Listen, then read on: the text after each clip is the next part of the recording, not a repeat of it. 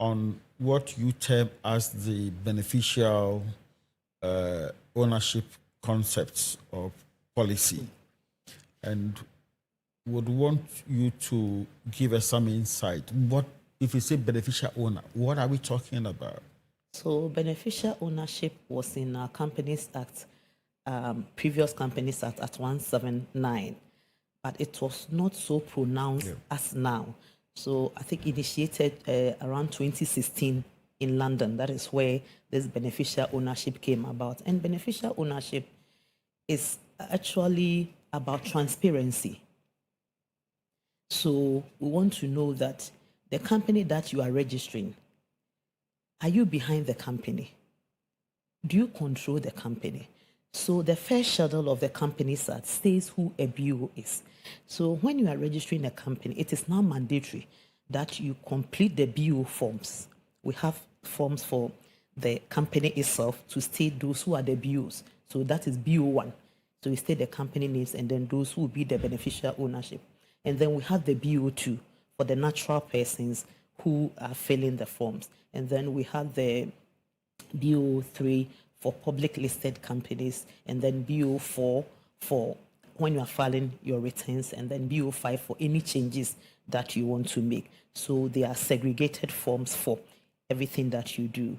The essence of beneficial ownership is to let, as I said, to let us know those who are behind companies. So during incorporation, Section 13 of the Companies Act says that you should complete the BO form where you give us the BO, the name of the natural person, the address, the place where the person lives. You complete all the data that is required on our form, the BO2 form for the natural person. So when you complete the whole BO information about the person, then we will capture it into our register. And then when we capture it into our register, other law enforcement agencies can use it. There's also another opportunity when there's an amendment. Like you can also go to Section 35 of the Act, which also allow us to do amendments so that we always have a decorum in our register, so that if there are any changes, you notify us. And then when you want to file your returns, it's also an opportunity under Section 126 of the Companies Act to complete BO form. So before 2020, the BO information was not mandatory, but now it is. So what happens to all those old companies? It means they have to complete the BO forms for us and update us. So when you look at structure of a company, we have shareholders, we have directors, and what have you. I would want you to take me through these category of persons or positions and how they relate with the BO. Okay. Are there any differences between them? Is it possible you could have a director who is a BO? I want us to see that so we can understand you better. Okay. So by law, if a person is 18 years, the person can register a company. When you register your company, as you said, you need to complete BO. So some people come into company as directors. The law says that we need minimum of 2 directors to run a company. Okay. So you can be a director and not BO. So a director are those who help to run the company day to day and report to the shareholders. They always seek shareholders' approval. And who is a shareholder? Under Section 33 of the Companies Act 992, a shareholder is somebody whose name is entered into the register of members. So until your name is entered in the register of members, you are not a shareholder. You've just subscribed to the shares. You are not a shareholder. So if you're a shareholder, your name should be entered into the register of members. Who is the beneficial owner? A beneficial owner is always a natural person who controls, substantial control, manages, influence a company. So it means somebody can be a shareholder but not a BO. For example, you have MTN shares. You are a shareholder, but you don't control anything in MTN. So those who are behind the company are there, and those are the BO. I still want to understand the dichotomy or the relationship between the BO shareholder directorship more. Because, for instance, directors run the company, I mean, take the day-to-day decisions of the company. Should one have, let's say, invested capital in an institution to be a BO before he qualifies to be a BO? No. As I said, a BO, so somebody invests, it means the person wants more his profits as a shareholder. But BO is more of the control. Of the control. Influence, strong voting rights. So it's like ultimate real owner, whilst a shareholder is a legal owner. So, for instance, this is Clogtv. Yes. I'm the general manager. I take decisions here. I have influence here. If we going through a registration process, I could be termed as a BO. Is that it? Without necessarily having shares in here. Yes. So in your case, you will be more of a director. You are just seeing to the running of this place. But you have somebody, if you don't hear his call, you don't act. That is the BO. Because you take that strong instruction for the person. So the person is like shadow behind. Do this, don't do this. Today program, don't do this. And you surely listen. And then we have people who have also invested their money. They are interested in their dividend. So they've invested, will buy computers. So they have also put that in it. They are the shareholders. So you can have a BO Yes. who possibly may not have an investment in the company. Yes. But plays influential role. Yes. Yes. He's behind controlling. Things. Maybe he sees to you that some contracts are given. They work in silence. And sometimes they also see to other things. That's why we want transparency. So BO is all about accountability and transparency. So that those who are behind don't control the assets of the company negatively through anti-money laundering and all that. You know, the international communities are interested in BO because they always want to know if this property is for who. That is why with BO, we don't use company as BO. Because if we say a company is a BO, we will not see the real owner. So there's always somebody who is controlling. And that is what the international community are interested in. So that they actually know who that owner is. So how relevant is this BO concept to why, I mean, why has that principle been introduced? Because what does it seek to cure? Yeah, I think the whole mischief is to cure anti-money laundering and then illegal means of people using money to fund other things. So sometimes they want to know. So with Ghana, it was not a big deal. But going forward, we need it because sometimes you actually want to know who is behind so that you know how to relate to that person. Because a director just runs. Sometimes you ask directors questions and they can't give you vivid answers because they don't control. They just tell them what you should do. You know, they do the mundane work. A shareholder will come in. A shareholder says, I invested, so I want my dividend. But they are interested in those who are behind sponsoring other things. That is why the international community is interested in these BO matters because of transparency and accountability. It's very, very, very important to know that. And then also know those who actually control the company, the natural person who are controlling the company. And then also sometimes to curb deviant things, you know, anti-money laundering and all that. That is why the international community want the global compliance to make sure that everybody is on board. So I have realized that it appears that in listing a BO, it should be a natural person. But for instance, you could have what you call the group of companies. let's say Clogtv, we have our investments and what have you. Then we open a subsidiary using returns from Clogtv to open, let's say, Clog FM. Can Clogtv be listed as a BO? If it's a public listed company, yes, because when you trace, somebody is personally listed. So if your narration, when we trace the first company, let's say Clogtv with a subsidiary Clog FM, you realize that the shareholding is Clog FM.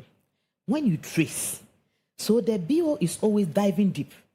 So you uncover, you get to a natural person. So what if Clogtv is not publicly listed? It's a private entity. Yes, that's why I said that we will still link it to a natural person. Because when we trace, you realize that companies are separate legal entities. They act through human beings. So by all means, somebody is behind it. But until you open the veil, you will not see who is behind it. Okay, so in all circumstances, can we say that BOs are owners of the company? We don't normally, yes, they are owners, but their ownership is in terms of voting, as I said, controlling, influence, substantial economic influence. Because the law is clear that a BO, if you want, we can read it.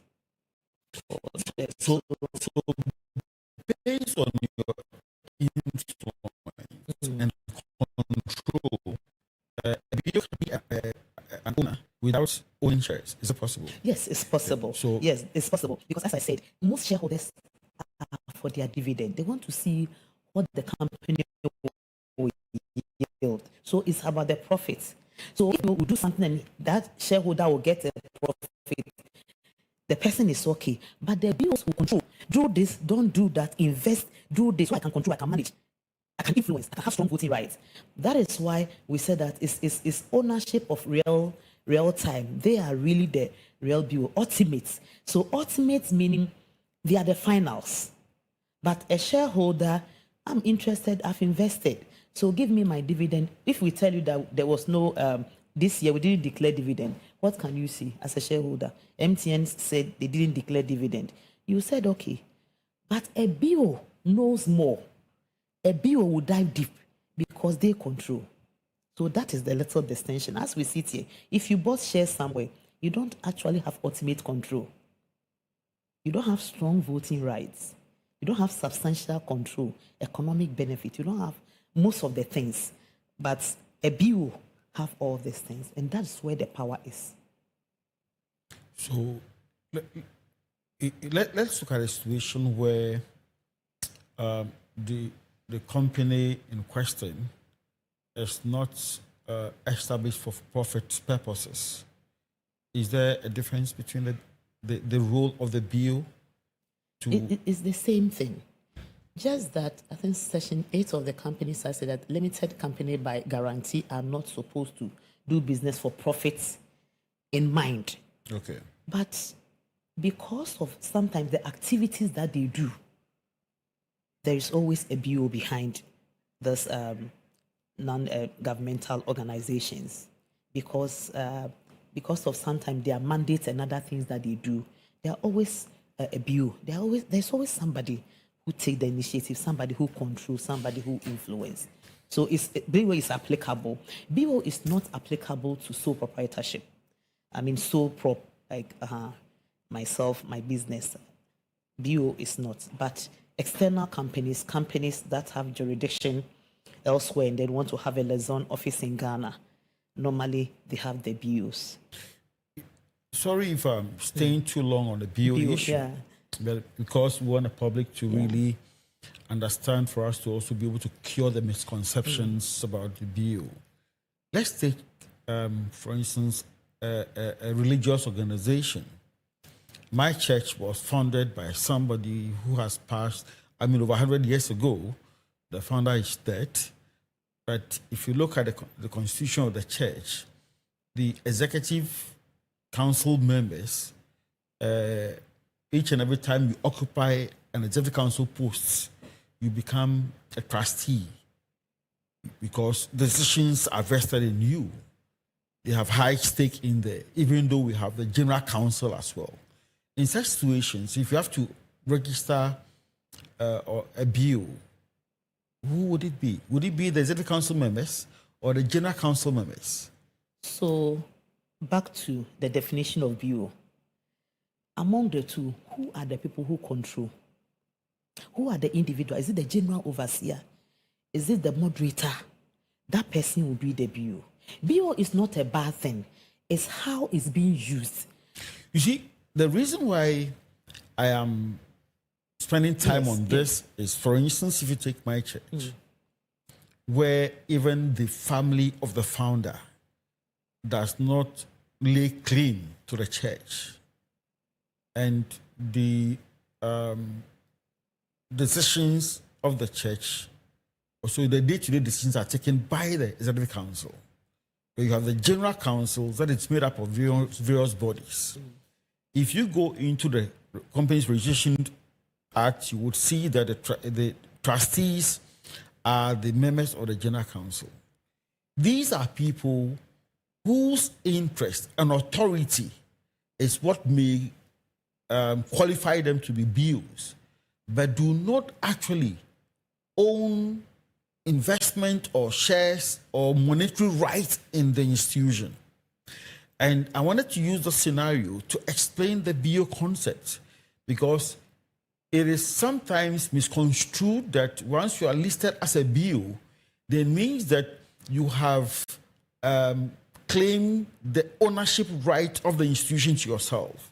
And that is what I want to understand, so that when we can cure this ill of gaps. Yeah, Thank you. So the mischief has to be cured. If you are a BO, it does not necessarily mean you are taking money or there's no money and you are forcing money to be there. We just want a unique identifier that we can link in case there has to be an investigation we can talk to. That is why I said BO is not a bad thing. It's about transparency. So if you know you are the moderator or you are head and the BO responsibility lie on you, you be careful with what you do. And when you retire or at your tenure, you leave as a BO. That is why we have and under Section 35, and the new person will come in. So even the politically exposed people, once you leave, that is it.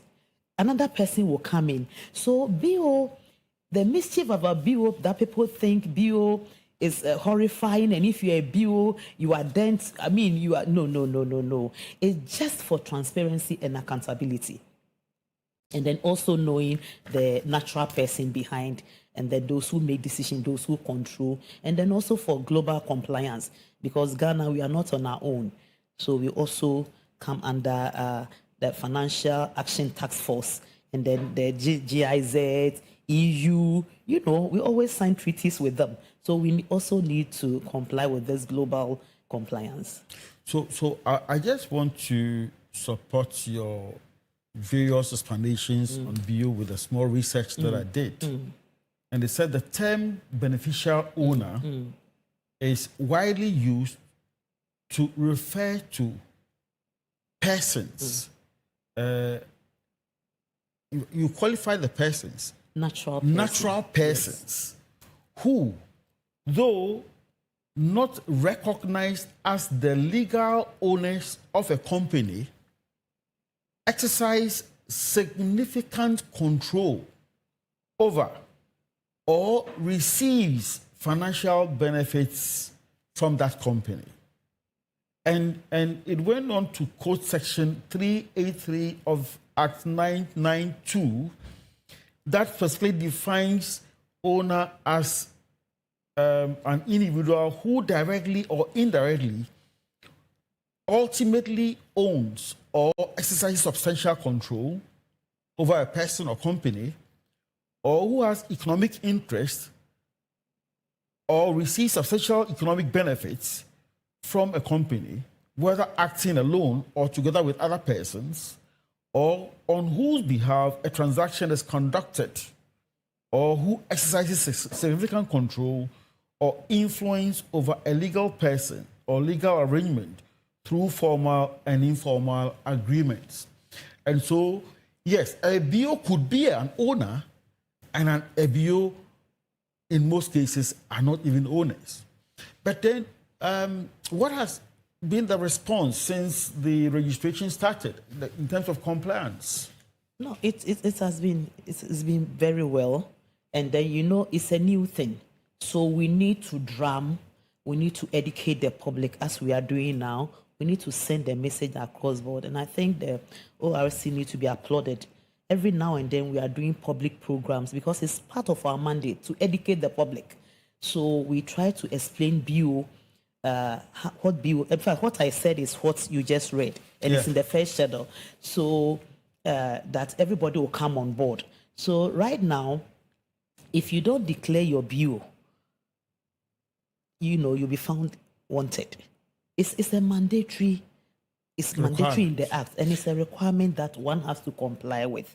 So you need, and then we also need to have a credible BO register, because from time to time, that's why, you can change. That's why I think the BO5 allow individuals to change the BO. So people keep on changing. So it's not hook on your neck that you have to be BO to life. No, you can go, another person can be. Just that there should be disclosure. Okay. So what it means is that because it is a mandatory, a registered company cannot afford not to have a BO. Yes. And so at every given point in time, at all costs, there should be someone who fits, this is the definition of interest in terms of the control and influence to be registered as a BU. Yes. So in most cases, one cannot just on its own decide that I'm a BU. No. That is why I explained that it depends on your influence and the control. So let's say you are the MD who control and things, you are the BO. Because there's no other person who is higher than you. That is why the law use ultimate, real owner, ultimate. So you are final. So, and it can be 1, 2, 3 people, and it can be one person, as we've discussed. So the interesting thing is that if you think you are not BO, at any point in time, you can leave and another person will be appointed as a BO. So one of the issues that you gave as reasons for the introduction of the BO regime, is to prevent or clamp down on money laundering, and also to heighten the global financial integrity assessments of the country. So far, how do you perceive, how are we doing as a country globally? As we've said, BO is a new thing. Ghana, Accra, Kumasi, the greater regions are, okay, when you go to the remote, the informal sector is enormous. So we are still educating people, and this is a good opportunity for us to explain, so we are accepting it. But we need to do more so that we have credible register, because that's what the international communities are interested in. Because they rate Ghana based on some of these things. So we'll continue to do the education. I would want us to go for a short break. But when we come back, I would want you to tell us, are there any benefits, be it local in terms of national or global, to companies that have subscribed to this policy and have completed all documentations in terms of declaring who their BOs are. Listeners and viewers, please stay tuned. We shall be back soon to continue this insightful discussion.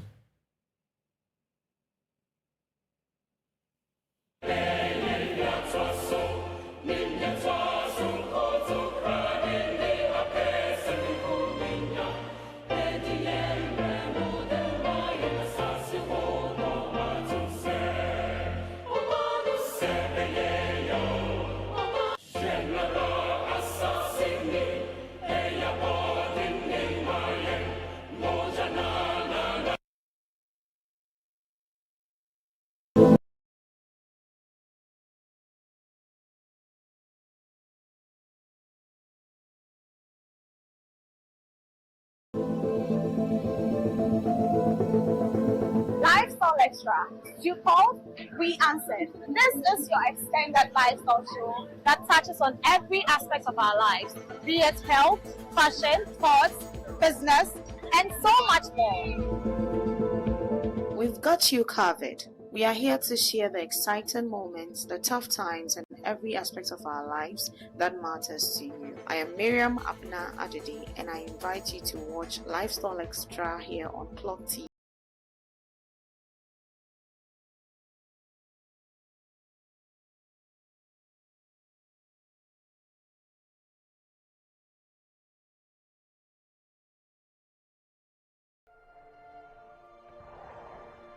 Barry got into a fight. Guess I wasn't fast enough. No, it's better to have a good heart than fast legs. When I was 11, my mom was murdered. I saw what looked like a ball of lightning. Inside the lightning, there was a man. He killed my mom.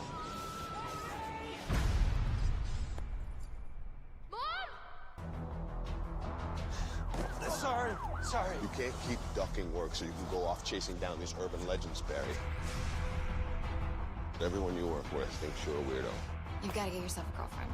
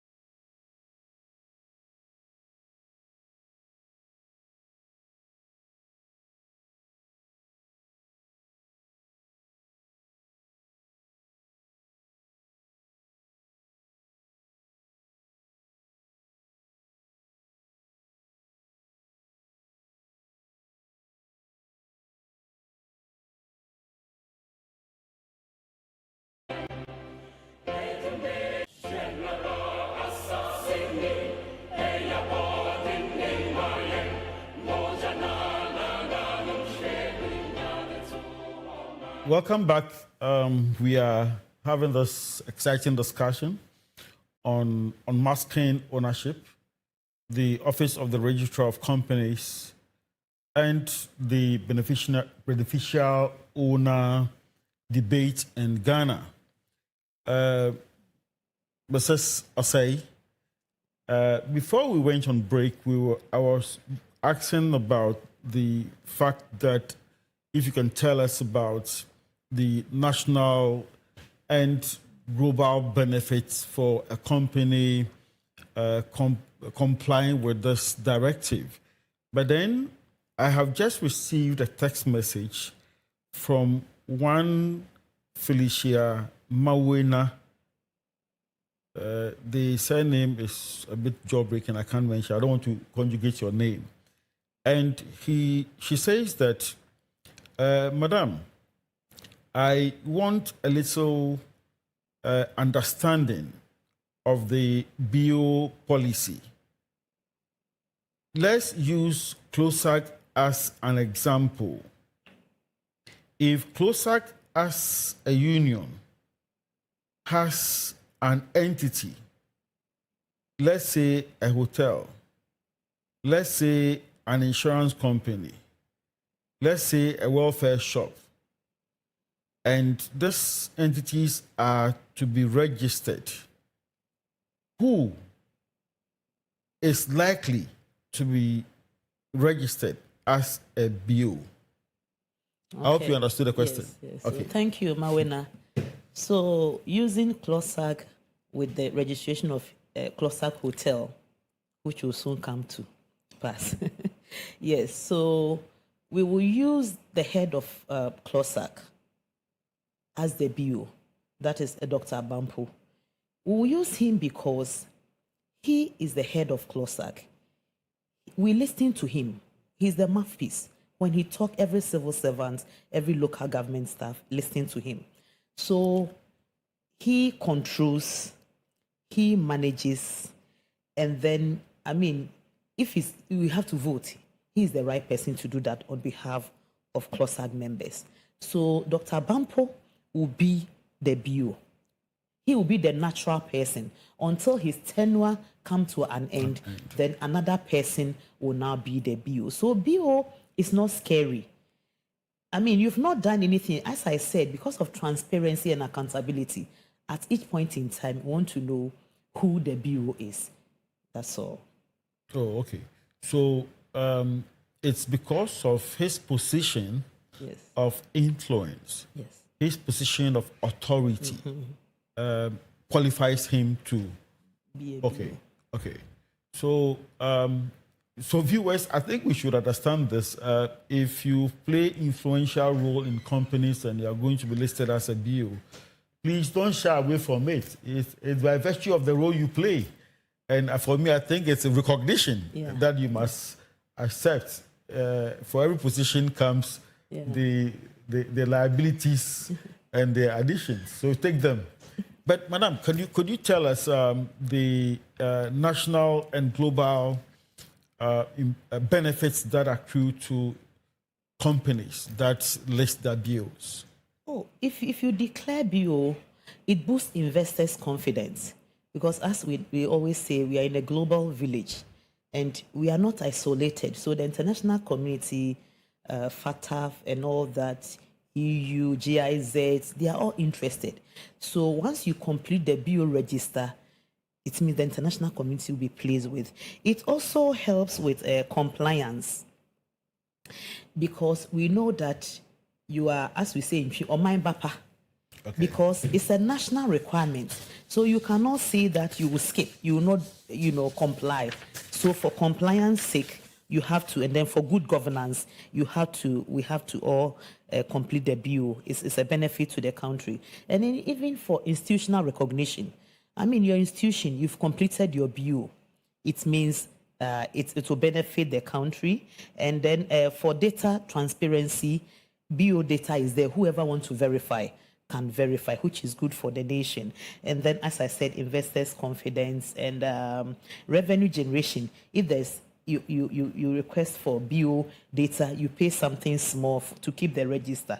And then also to have a digital transformation. Ghana, we are going forward. And if we do all these things, it's the country that benefits for national development and nothing else. And I'm sure for transparency and credibility for the institution as well. Yes. It means that you are doing genuine business. You are doing genuine business. And you gain good recognition.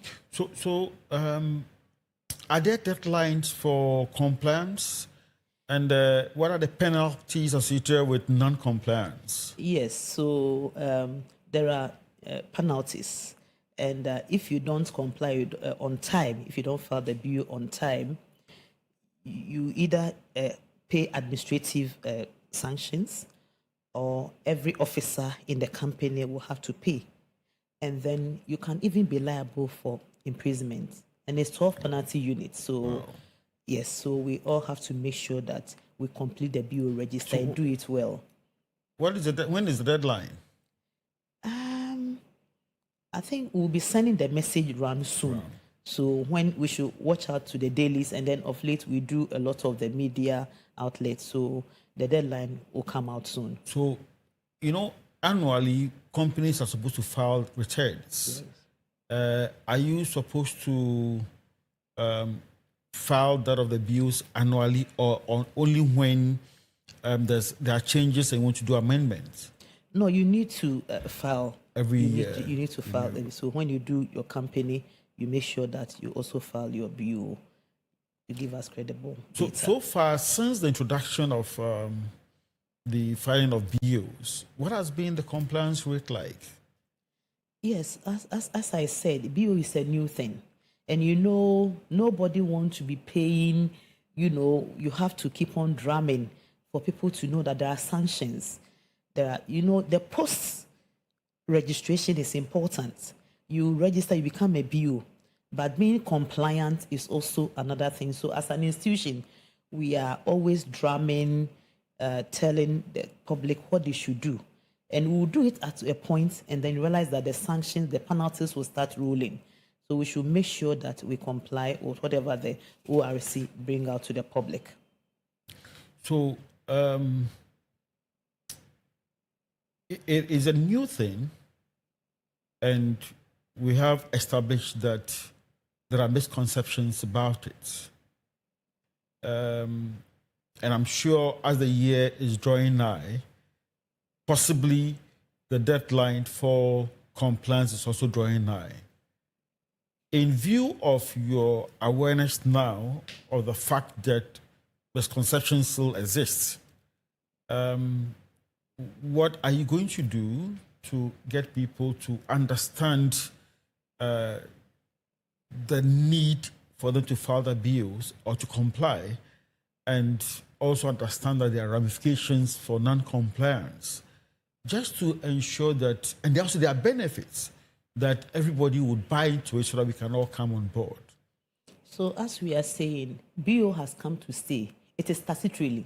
It has gone through Parliament. It has been assented. So you cannot dodge from it.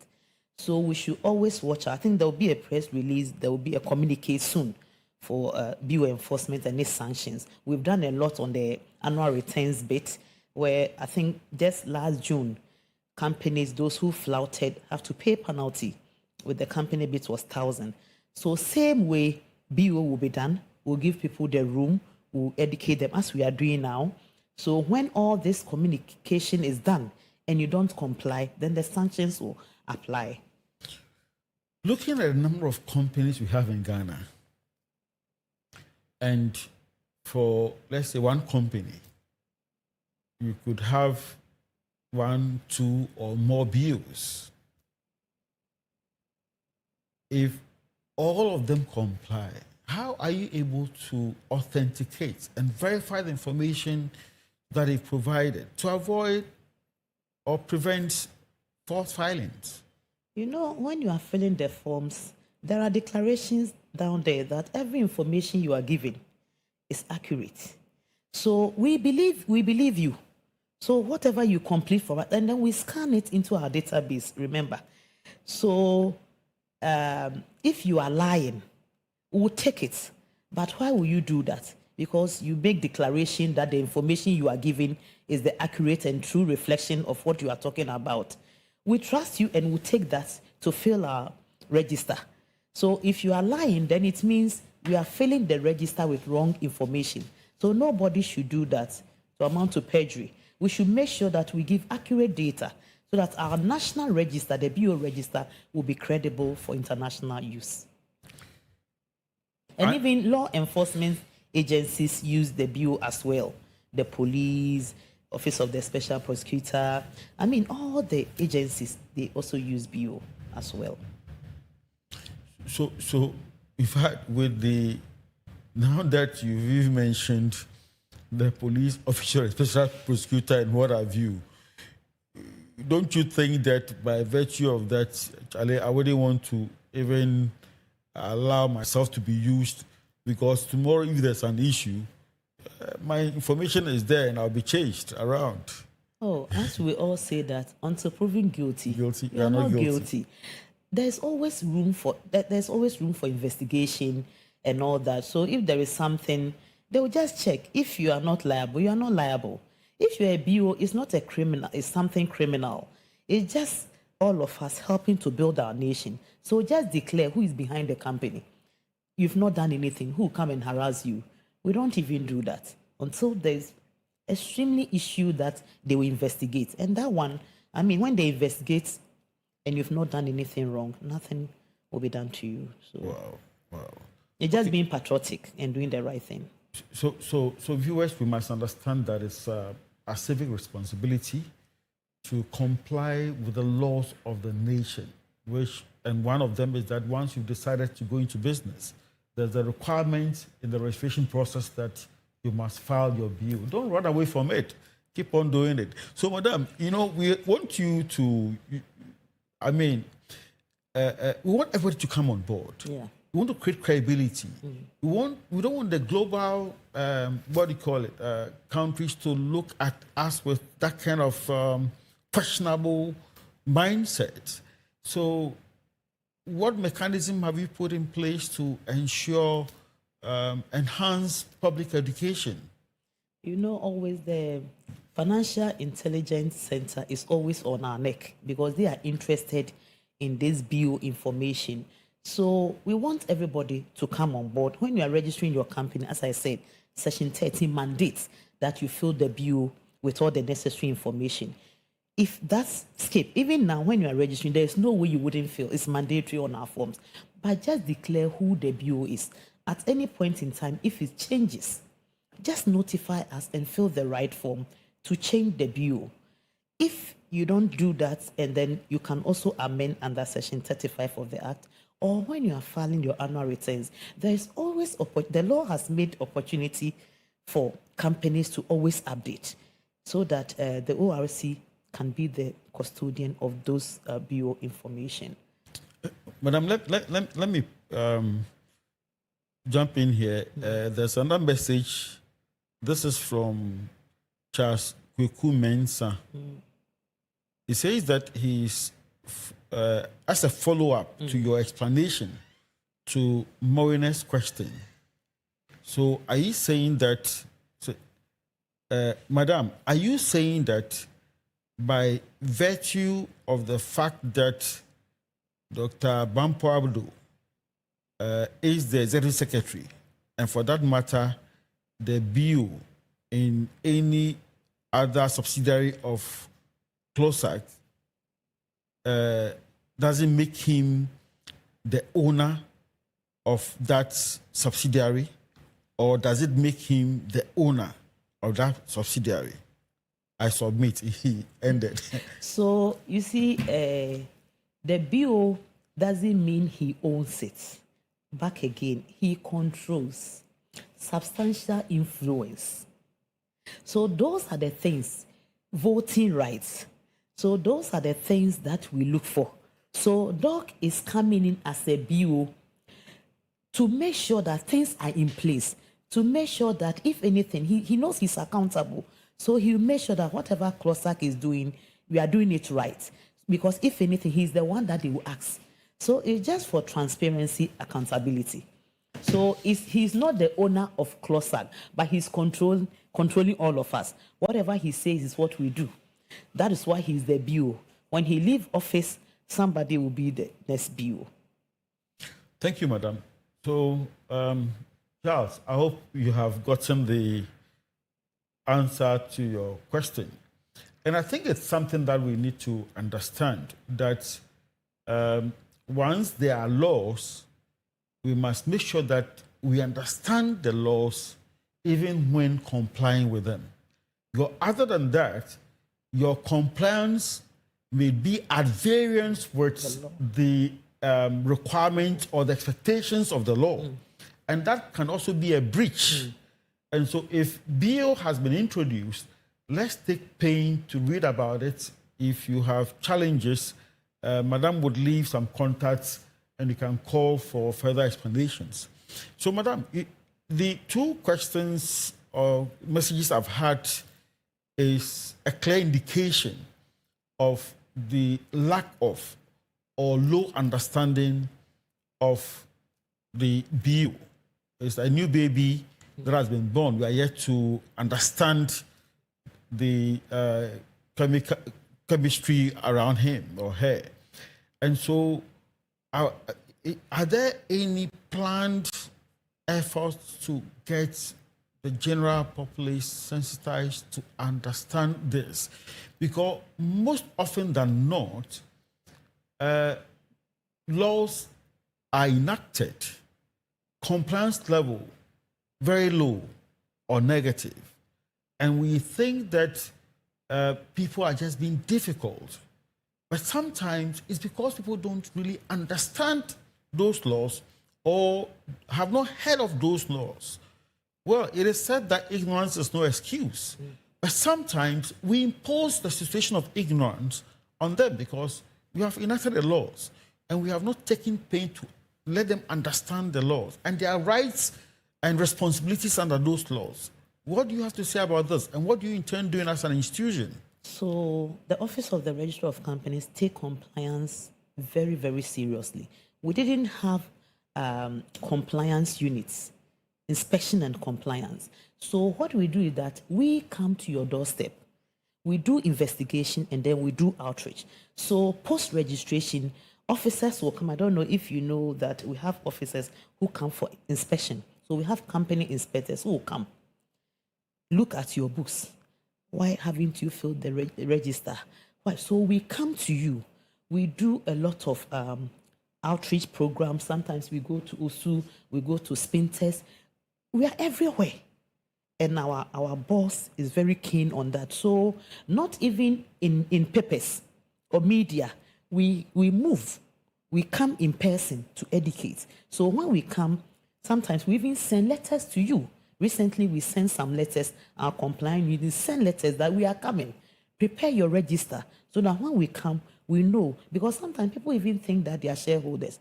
They are not. Because the law says under Section 33 that until your name is entered into the register of members, you are not.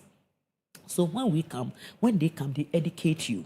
So if we do all these things, then the next is the sanctions. And it can even be imprisonment, 2 years imprisonment. So we should make sure that we leverage on whatever the Office of the Registrar of Companies is doing. We are also branding our image. You know, it's a new name. Yeah. It's old wine in new bottle. So people don't even know the Office of the Registrar of Companies. That is why our certificates now have the name Office of the Registrar of Companies with our logo and then with the coat of arms. All is for identity, you know. So the information we are bringing to you, we know BO is new. And then sometimes we do it in our local dialect to explain so that all and sundry will understand. So we are doing our best to make sure that the public move along with us, and we will never leave them. But we will do it, and then the next is the sanctions will be in place. So there are opportunities for them to build the BO register. We would urge you to do more of that. But one area of challenge that I have seen is the volume and the structure of the forms, the questionnaire you fill. They are so voluminous.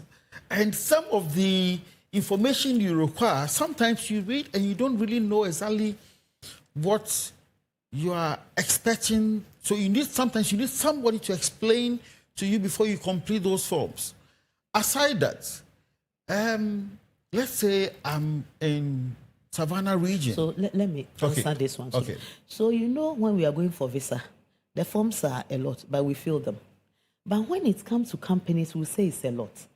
The forms are not. Sometimes you just have to sit down and take your time. You realize that it's so easy. Like BO1, it's so easy to fill.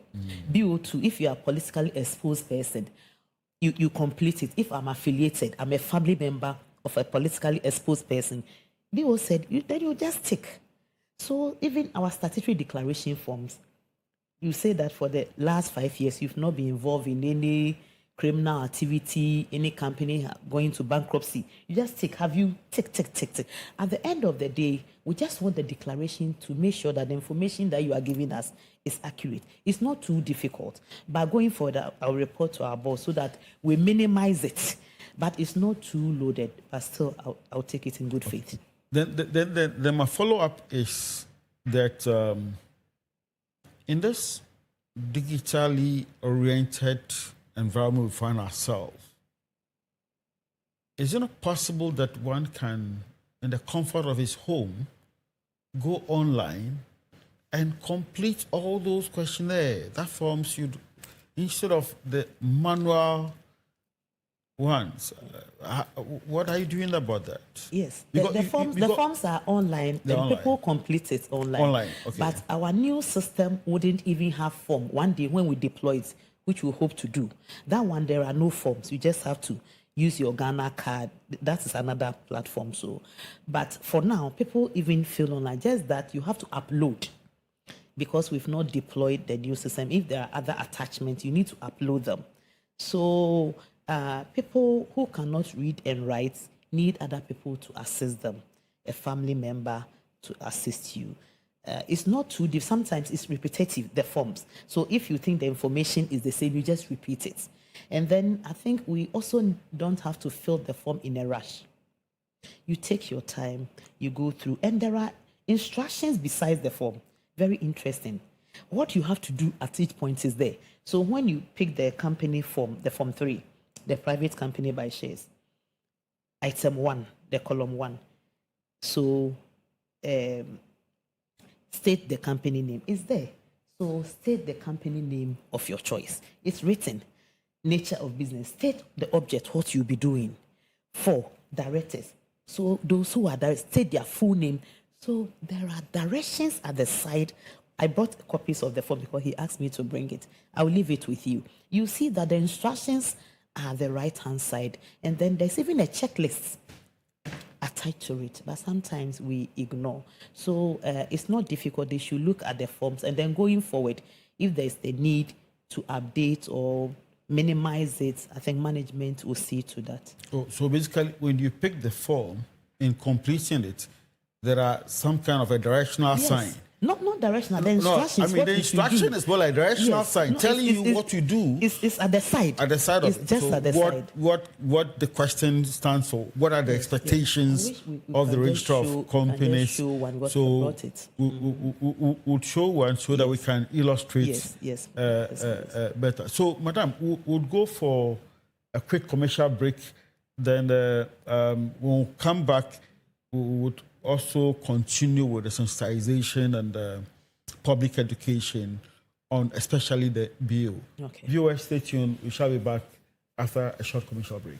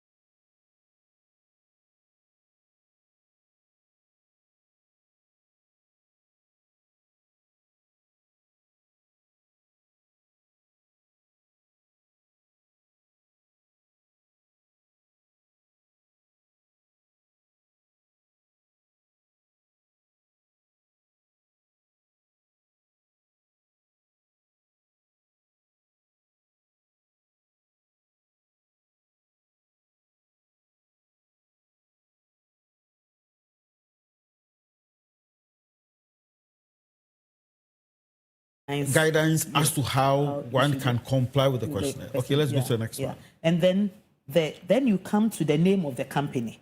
So the boxes, inside the boxes, you write the name, leaving one space to distinguish between one word from the other. So we say that name should not be duplicated. So as you are filling the form, don't repeat names because it's garbage in, garbage out. And then we don't also want you to give us similar names so close on record. It should not be confusingly similar, your company name. And then misleading or undesirable. Section 21 of the Act says that the registrar can reject the name if your name is misleading. So somebody will tell you that Kwajo Menu Construction, then you go there, they are doing salon. You are misleading the public. Okay. And then some names are also undesirable, like vulgar words. We don't allow that. So that is what it's saying. So you just need to complete the name that you want to use on the form. That's all. We are done with the name. Then we come with the ending. The ending is crucial to us. Formally, anybody could register, use any ending. But again, Section 21 of the Act prescribe the endings of the company names. We call it suffixes. So if it is Kwajo Menu Limited, now you cannot have limited as in full. You can have LTD, Kwajo Menu LTD, or Kwajo Menu Limited Company. That is how the ending have to be. But formally, it would have been Kwajo Menu Limited, LIMLIT. LTD. But now you have to either come Limited Company or LTD at the ending. Okay. If you're a public company, you need to add it. If you're a crook, you need to add it. So the ending, the Act has specified how the ending should be. So you end that with the name. And then when you come to presented by, we mean who is presenting the form. You just put the person name there. That's all. And then you come to the 10. You know, now we use 10 until we formalize all our documents. Then we use the Ghana card. So you just put the 10 number, the P0000. You write it accurately.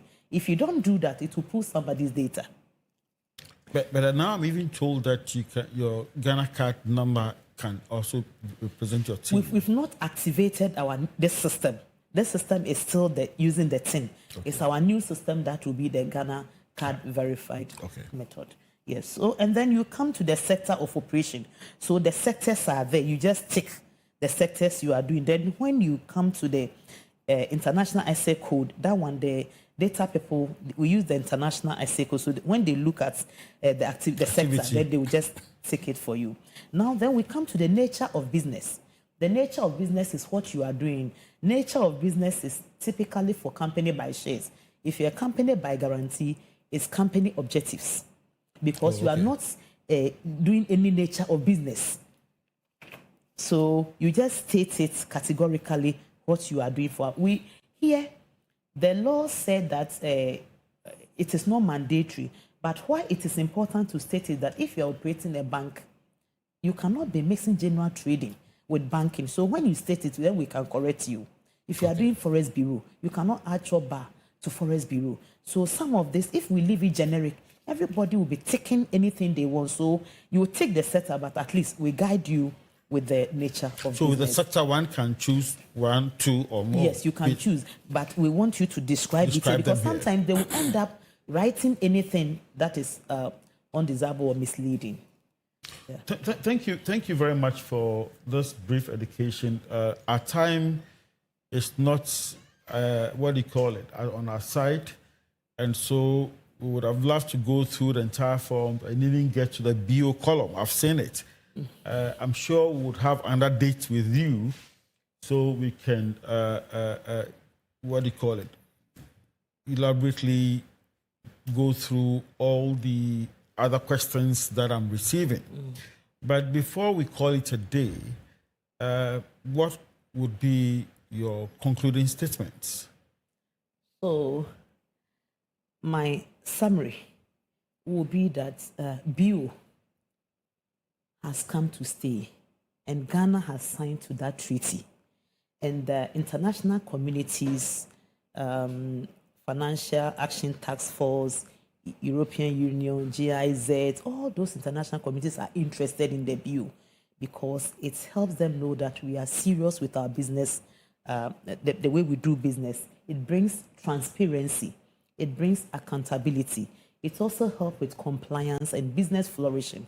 So we shouldn't be scared of BO. At any point in time, if you think you are not BO, the next person you can amend and then change the person. So it's not hooked on your neck that all the time you have to be a BO. And then we should also try to give accurate information as far as the BO forms are concerned. And then we should also, I want the public to understand that 2 press releases have already gone out already. And in June, our boss, Mrs. Mamesa Mapepra, went out to say that all companies that are not compliant will face the full rigors of the law. We don't want that. So the more opportunity was given, and the deadline was yesterday, 30th. Wow. Yesterday, 30th. So everybody have to comply. But as to when the sanctions will be applied, I don't know now as I'm sitting here. So I'll plead with all companies, company officers, company secretary. It's part of the requirements under Section 212 of the Companies Act for company secretaries to do the needful, to make sure that their companies file bill, do amendments during registration, during amendments, when they are filing returns. They should make sure that they do that. If they cannot, then you better register as a sole proprietorship. That one, BO is not required for now, or company partnership, private partnership incorporated. Thank you so much. Thank you, Madam. She just rightly said that the deadline for completing the BO registration elapsed yesterday. As to when the evoking of the sanction would come on board, she doesn't know. If I were you, I would quickly rush and go and complete my forms before the sanctions starts. They start applying the sanctions. All too soon, we've come to such an enlightening episode of Policy Pulse. We have delved into the crucial role of the Office of the Registrar of Companies and the ongoing debate surrounding the beneficial ownership in Ghana. We have highlighted how the ORC, established under the Companies Act of 2019, plays a vital role in enhancing corporate governance and building trust within our business environment. The beneficial ownership disclosure regime is not just a regulatory requirement. It is a significant step towards aligning Ghana with global standards for transparency and integrity. However, as we discussed, misconceptions about beneficial ownership still persist, emphasizing the need for continued dialogue and education within the business community. The implications of listing only natural persons as beneficial owners pose important questions about fairness and accountability that we must address as we move forward. With the 2025 deadline elapsing only yesterday for the full completion of filing of bill, it is crucial for all stakeholders to engage, comply, and work together to foster a culture of transparency and responsible corporate conduct in Ghana. I thank you so sincerely for joining us this day. We encourage you to stay informed, participate in the conversation, and contribute to the growth of trustworthy business environment. Until next time, keep questioning, keep learning, and keep advocating for a better Ghana. On this note, I wish to sincerely thank Mrs. Osei, our guest for this morning, for such an insightful and educative information you've shared with us. I'm sure the cobwebs surrounding our thinking and understanding of BO to some extent have been wiped off. We are hoping that next time, when the opportunity avails, you would be present to add more to our knowledge as far as the work of the Office of Registrar of Companies is concerned. And would want you to also extend gratitude to the registrar and all your colleagues out there for the good work that you are doing. We appreciate it. We've seen the transformation at your client service and the demarcation, the service rendering processes and that kind of thing. We appreciate it. God, I mean, keep doing the good work. To the crew, my producer, technical crew, members of CLOSAC, the Chief Executive Secretary of CLOSAC, sponsors, the Pempansier Pension Fund, and all of you. We say thank you very much for the wonderful role you play and always ensuring that we bring policy polls to the home of our cherished viewers. Until we meet again, this is your host, Cephas Na Dosu, signing off from the confines of Clogtv. We say stay blessed.